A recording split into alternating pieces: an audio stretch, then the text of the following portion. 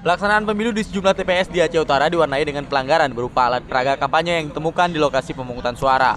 Satu unit mobil berstiker Partai Aceh diparkirkan di lokasi TPS. Selain itu juga terjadi pelanggaran berupa anggota KPPS yang memasuki tempat pencoblosan dan mengarahkan warga untuk mencoblos salah satu partai atau caleg.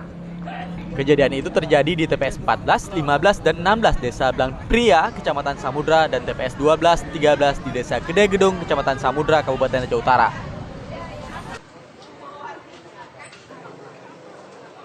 Seorang anggota KPPS di TPS 12, 13 Desa Gede Gedung saat bertugas juga menuntun pemilih untuk mencoblos salah satu partai ataupun caleg, sehingga kerahasiaan pemilih dan kenyamanan pemilih terganggu. Petugas kepolisian yang menjaga TPS tampak acuh dengan pelanggaran ini.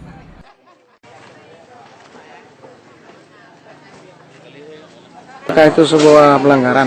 Itu termasuk pelanggaran yang hebat itu ataupun yang besar. Apa tindakan Panwas ini, Pak? Tindakan Panwas itu berarti sudah berhubungan dengan orang yang berkaitan, berarti sudah kami tanyakan kenapa mobilnya ada di lokasi ataupun di TPS kembali, kemudian dia katakan untuk patroli data.